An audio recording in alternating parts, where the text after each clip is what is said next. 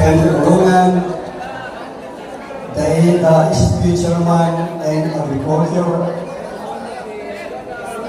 the Liga ng mga Barangay President, Honorable Gerald Olpindo, our Municipal Agriculturist, Mr. Gerald Tumana, our MAPSI Chairman, Mr. Melchor Ocero, to all our local farmers, farmers associations and cooperatives, to all our barangay captains and their officials ng Lagunian, sa iba pang mga bisita na presentino niyan, Banwa Lindiga, Diyos Maray, nabagi po sa Sapuyang Bukos. Naugma ko inulit ang kainong presensya, ngunit nabanggi yun ang taon ng inspirasyon sa Sapuyang Bukos para takwan kaning pagpapahalaga o importansya ang sektor ng agrikultura.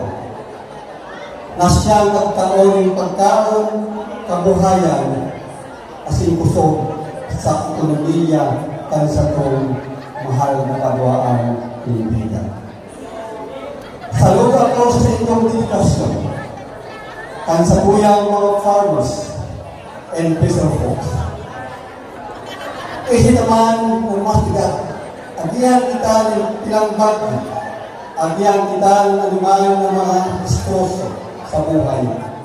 Ang sa kuyang mga kahimanwa, lalong-lalo na ang sa itong mga farmers as in fisher folks, mina, tumba, sinda, alagay, minapano. Minatindog as in mas lalong, minakusok para lumabang sa buhay. Sa 12 diga para ang festival na ini, tandaan nindo na kamo ang highlight sa selebrasyon na ini. Dahil matatawaran ang sa inyong kontribusyon, bakok sana sa pagkaon ng pagbuhay sa inyong pamilya, kundi sa pagpindog ng sarong progresibo komunidad. Ang gobyerno dahil maliging magusok kung warang kami. Kaya sa tuyang mga panalawin, mga kaimanwa na mga paraista, para hakot as in higit sa kapos ang sa inyong mga magsasaka. Ito po ang inyong dati. Tabi, ipahilya ko kapos na bakusan na ini simpleng okasyon. Okasyon ini na minapapisto sa inyong kapos bilang mahalagang sangkap sa pagpapakarubo ng sarong kultura at tradisyon ang sa tuyang lugar.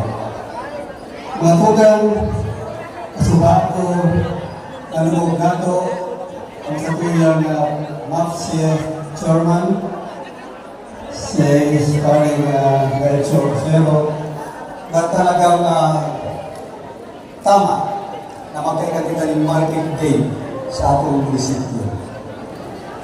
Kaya, yan siguro, after fiesta, ato inatatalakayon tanganing ato ng tipong mag-ibol ko yan sa atong Banwa Lindiga.